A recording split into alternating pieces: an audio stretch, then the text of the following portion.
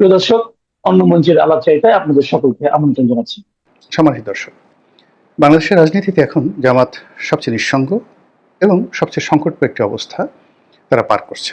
যদিও বলা হয়ে থাকে যে গত এক বছরে তারা যে সফলতা দেখিয়েছে, সফলতা পেয়েছে এবং যে রাজনৈতিক সুযোগ সুবিধা ভোগ করছে, সেক্ষেত্রে ধরে নেওয়া হয় যে বর্তমান ইউনূস সরকারের অত্যন্ত ঘনিষ্ঠ এবং সরকারের উপর প্রভাব বিস্তারকারী সংগঠন যদি কেউ থাকে বাংলাদেশে, এক নম্বর প্রতিষ্ঠানটি হলো জামায়াতে ইসলামী বাংলাদেশ।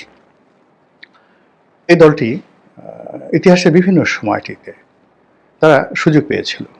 তারা যখন প্রতিষ্ঠিত হয়েছিল ব্রিটিশ জামানাতে, তখন সর্বশেষ যে ব্রিটিশ ভাইসরয় ছিলেন লর্ড মাউন্ট ব্যাটেন, তিনি অর্থাৎ আবুল আল্লাহ মওদুদী সাহেব লর্ড মাউন্ট ব্যাটেনের খুব ঘনিষ্ঠজন ছিলেন এবং তিনি পাকিস্তান চাননি, তিনি ঐক্যবদ্ধ ভারত চেয়েছিলেন। এগুলো এক। দ্বিতীয়ত, পরবর্তীতে যখন আবার বাংলাদেশের মুক্তিযুদ্ধ হলো, ঠিক ওই সময়টাতে ইয়াহিয়া খান টেক্কা খানের সঙ্গে জামায়াত ইসলামী বাংলাদেশের একটা সম্পর্ক ভালো হয়ে যায়, পশ্চিম পাকিস্তানে নয়, এই পূর্ব বাংলায়। তারপরে আবার যখন জিয়াউর রহমান সাহেব আসলেন, তার সঙ্গে জামাতের একটা ভালো সম্পর্ক হয়, এরশাদ সাহেবের সঙ্গে একটা ভালো সম্পর্ক হয়। এরপর বিএনপির সঙ্গে এক দফা ক্ষমতায় তারা ক্ষমতা শেয়ার করলো 2001 থেকে 2006 পর্যন্ত। তারপরে যখন বিএনপির উপর বিপদ আসলো, তখন বিএনপিকে তারা বলতে গেলে অনেকটা কার্যত বিএনপি থেকে দূরে থেকে 111-এর যারা মঈনুদ্দিন ফখরুদ্দিন, তাদের সঙ্গে সম্পর্ক রেখে জামাত বুক ফুলিয়ে সারা বাংলাদেশে 2 বছর তারা দাপট দেখালো। তাদের কপাল পুড়ল শেখ হাসিনা ক্ষমতা আসার পরে 2009 সনের পরে, এবং এটা প্রবল আকার ধারণ করলো 2011 সনে। কিন্তু তার আগে এরশাদ জামানাতে 1986-এ আওয়ামী লীগের সঙ্গে তাদের একবার বন্ধুত্ব হয়েছিল, আর 1996 সনের নির্বাচনের আগে আওয়ামী লীগের সঙ্গে তাদের বন্ধুত্ব হয়েছিল। ফলে যখন কোনো মানুষ ক্ষমতাধর হয়, প্রভাবশালী হয়, সেটা ব্যক্তি থেকে শুরু করে একদম রাষ্ট্রের সর্বোচ্চ পর্যায় পর্যন্ত, তাদের সঙ্গে কী করে তেলবাজি করতে হয়, তাদের সঙ্গে কীভাবে মিশে যেতে হয়, কীভাবে রাষ্ট্রীয় সুযোগ সুবিধা গ্রহণ করতে হয়, এই ব্যাপারে জামাতের যে অভিজ্ঞতা, সেই অভিজ্ঞতার কাছে অন্যান্য যারা গতানুগতিক রাজনৈতিক দল তারা একেবারে রীতিমতো শিশু। এটা হল বাস্তবতা। অতীতে জামাত বহুবার ক্ষমতার কাছাকাছি থেকেছে, কিন্তু এইবার তারা ক্ষমতাকে যত ম্যাটিকুলাসলি ব্যবহার করেছে, গাণিতিকভাবে ব্যবহার করেছে, অঙ্ক দিয়ে ব্যবহার করেছে, জ্যামিতি দিয়ে ব্যবহার করেছে, ত্রিকোণমিতি দিয়ে ব্যবহার করেছে, ফিজিক্স, কেমিস্ট্রি, বায়োলজি দিয়ে ব্যবহার করেছে, এটা অতীতে কখনো হয়নি। ফলে সচিবালয় থেকে উত্তরপাড়া, উত্তরপাড়া থেকে কূটনীতির পাড়া, কূটনীতির পাড়া থেকে যদি দেশের বাইরে চলে যান, পাকিস্তান, তুরস্ক, সৌদি আরব, আমেরিকা, ইংল্যান্ড, মানে সব জায়গাতে জামাতের জয় জয়কার। জামাতের আমির, আপনি চিন্তা করুন, আমেরিকার মাটিতে গিয়ে তিনি ভারতের বিরুদ্ধে, জামাতের নায়েবে আমির আমেরিকার মাটিতে গিয়ে ডক্টর আবদুল্লাহ তাহের, তিনি ভারতের বিরুদ্ধে জিহাদ এবং গাজওয়াতুল হিন্দের যে বক্তব্য দিয়েছেন, এটা কিয়ামতের পূর্ব লক্ষণ। জামাত তো আমেরিকা এবং পশ্চিমা দুনিয়াতে রীতিমতো একটি ভয়ঙ্কর দল হিসাবে পশ্চিমাদেরকে আতঙ্কগ্রস্ত করত। সেই জামাত যখন ডক্টর মোহাম্মদ ইউনূসের সফর সঙ্গী হলেন, ধরে নিতে হবে যে সেখানে আমেরিকার একটা গ্রিন সিগন্যাল আছে। আবার সেখানে দেখেন সৎসঙ্গে স্বর্গবাস, মানে জামাতের সোহবতে থেকে মির্জা ফখরুল সাহেব আমেরিকাতে গিয়ে তিনি বলেই ফেললেন যে ডক্টর মোহাম্মদ ইউনূসের মধ্যে তিনি শহীদ প্রেসিডেন্ট জিয়াউর রহমানের অনেক, যাকে বলা হয়, চরিত্র তিনি দেখতে পান। ভালো কথা, তিনি ভীষণ রকম আবার আমার দেশে সেটাকে কটাক্ষ করে মাহমুদুর রহমানের পত্রিকা সেটাকে ফটো কাট করে ছেড়ে দিয়েছে এবং দিদা আসছে, মির্জা ফখরুল সাহেব গালাগাল খাচ্ছেন। এই হলো জামাতের কৌশল, যে আমেরিকা পর্যন্ত পৌঁছে গেছে এবং যে ভারতকে প্রভোগ করছে যে তোমরা বাংলাদেশে ঢুকো, বাংলাদেশে আক্রমণ করো এবং তোমাদের বিরুদ্ধে যুদ্ধ করে 1971 সনে আমাদের যে বদনাম ছিল যে আমরা বিট্রিয়ার, দেশদ্রোহী, আমরা এখন এই দেশের পক্ষে যুদ্ধ করে ভারতীয় বাহিনীর সাথে যুদ্ধ করে আমরা জীবন দেব, শহীদ হব এবং বিজয়ী হব, গাজী হব, প্রমাণ করে দেব যে আমরা কত বড় দেশপ্রেমিক। তো এই জিনিসগুলো যখন হচ্ছে, তখন তাদের যারা রাজনৈতিক প্রতিপক্ষ, যারা এই সংঘাতগুলোর অর্থ বুঝতে পারে, জামাতের যে কৌশলগুলো আছে সেই কৌশলের পরিণতিগুলো তারা বুঝতে পারে, তারা ভীত সন্ত্রস্ত হয়ে পড়েছে।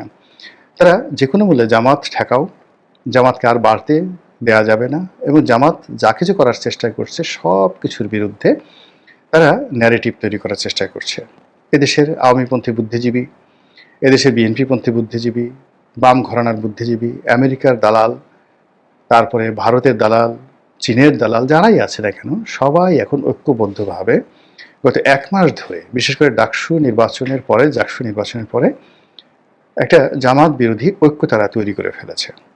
আপনারা লক্ষ্য করবেন যে অতি সম্প্রতি জনাব তারেক রহমান লন্ডন থেকে তিনি একটি বক্তব্য দিয়েছেন। তো তিনি সেখানে বলেছেন যে গুপ্ত স্বৈরাচার সম্পর্কে আমাদেরকে সতর্ক থাকতে হবে। স্পষ্ট তিনি গুপ্ত স্বৈরাচার বলতে জামাতকে বুঝিয়েছেন। এবং আরও যদি আপনি গুপ্ত স্বৈরাচারের ব্যাখ্যা আমি আপনাদেরকে দিই, তাহলে বুঝতে পারবেন যে জামাতকে কত ভয়ঙ্করভাবে তারেক রহমান সাহেব নিন্দা জানিয়েছেন বা তাদেরকে ওইভাবে আখ্যায়িত করেছেন। আমরা জানি যে স্বৈরাচার সাধারণত রাজনীতির যারা স্বৈরাচার তারা প্রকাশ্য স্বৈরাচারী কর্মকাণ্ড করেন। যেমন হিটলার, তার জীবনে কোনো গোপন কোনো বিষয় নেই। তারপর মুসলিনি, এরশাদ সাহেব, আবার এখন ফ্যাসিজমে শেখ হাসিনাকে বলা হচ্ছে, তিনি যা কিছু করেছেন স্ট্রেট ফরওয়ার্ড ওয়েতে করেছেন। গুপ্ত তার জীবনে গুপ্ত কোনো কাজ ছিল না, বা এদের জীবনে গুপ্ত কোনো কাজ ছিল না। স্বৈরাচার কখনো গুপ্ত হয় না রাজনীতির ক্ষেত্রে। তবে অপরাজনীতি, অপসংস্কৃতি এবং আন্ডারওয়ার্ল্ডের যে কুকর্ম, আপনারা তো আন্ডারওয়ার্ল্ড জানেন, যেখানে মাদক চোরাচালান, তারপরে নারী পাচার, খুন, ধর্ষণ, তারপরে শেষে বিভিন্ন সিন্ডিকেট, মানে যা কিছু প্রকাশ্য দিবালোকে হয় না, রাতের আধারে হয়, এই কাজগুলোকে আন্ডারওয়ার্ল্ড বলা হয়।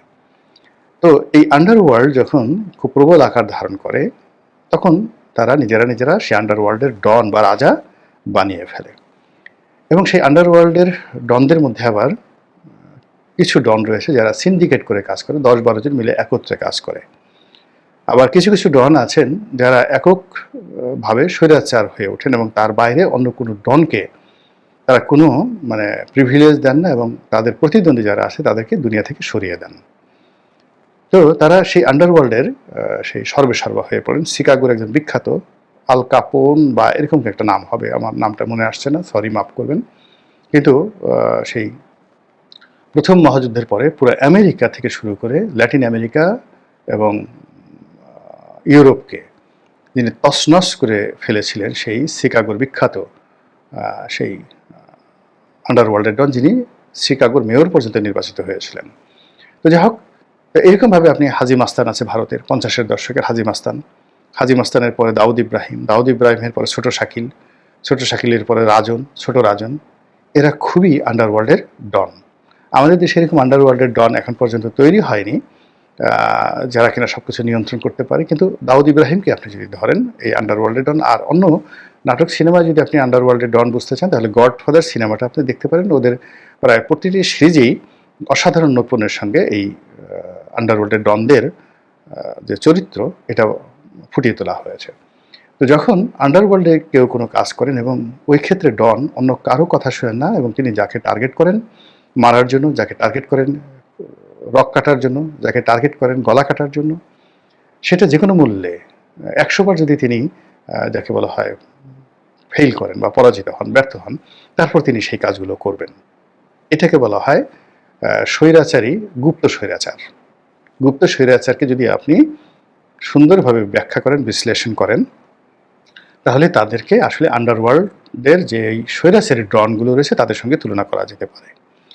বাংলাদেশের রাজনীতিতে জনাব তারেক রহমান সাহেব যখন এই গুপ্ত স্বৈরাচারের আতঙ্ক থেকে বা আক্রমণ থেকে বা গুপ্ত স্বৈরাচারের যে ক্ষয়ক্ষতি থেকে নিজেদেরকে রক্ষা করার জন্য, সবাইকে সতর্ক থাকার জন্য আহ্বান করেন, আপনি বুঝতে পারেন যে তার ক্রোধ, তার ক্ষোভ কোন পর্যায়ে চলে গেছে। একটা সময় ছিল বিএনপির যারা লোকজন তারা জামাতের লোকজনদেরকে রীতিমতো দেবতা বা অলি আল্লাহ, পীর, মাসায়, গাউস কুতুব, দেবতা বললাম, বিএনপিতে অনেক হিন্দু আছেন, তো হিন্দুরা তো আর অলি আল্লাহ মনে করবেন না, দরবেশ মনে করবেন না, তারা দেবতা মনে করবেন, সাধু সন্ন্যাসী মনে করবেন।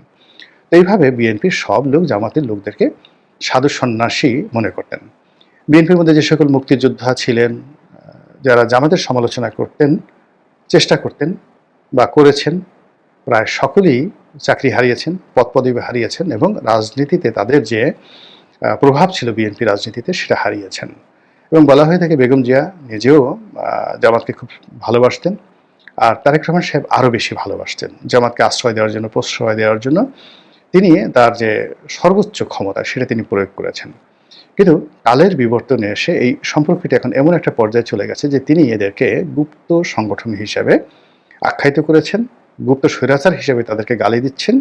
আর এই কাজগুলো হয়েছে মূলত সাম্প্রতিক যে দুটো নির্বাচন হলো, সেই জাকসু নির্বাচন, জাহাঙ্গীরনগর বিশ্ববিদ্যালয় কেন্দ্রীয় ছাত্র সংসদ এবং ডাকসু নির্বাচন। এবং এই নির্বাচনে আওয়ামী লীগ যা করতে পারেনি তার সে 1000 গুণ শিক্ষা বিএনপিকে এই জামাত দিয়ে দিয়েছে। ফলে বিএনপি তার সর্বশক্তি নিয়ে তার মিত্রদেরকে একত্র করে এবং তাদের যত লিঙ্কেজ রয়েছে সমস্ত লিঙ্কেজকে জড়ো করে এই সংগঠনটির বিরুদ্ধে জনমত তৈরি করা, তাদেরকে রাজনৈতিকভাবে মোকাবেলা করা, রাজপথে মোকাবেলা করা এবং কূটনৈতিকভাবে মোকাবেলা করার জন্য তারা বলতে গেলে সর্বাত্মক যুদ্ধ শুরু করে দিয়েছে। অন্যদিকে জামাত তো বসে নেই, তারা যেহেতু তারা গুপ্ত সংগঠন, এখন বিএনপির মধ্যে কে যে জামাতের এজেন্ট, কার কাছে যে জামাতের তোহফা যাচ্ছে, কাকে যে জামাত রিক্রুট করে রেখেছে, এটা নিয়ে বিএনপির মধ্যে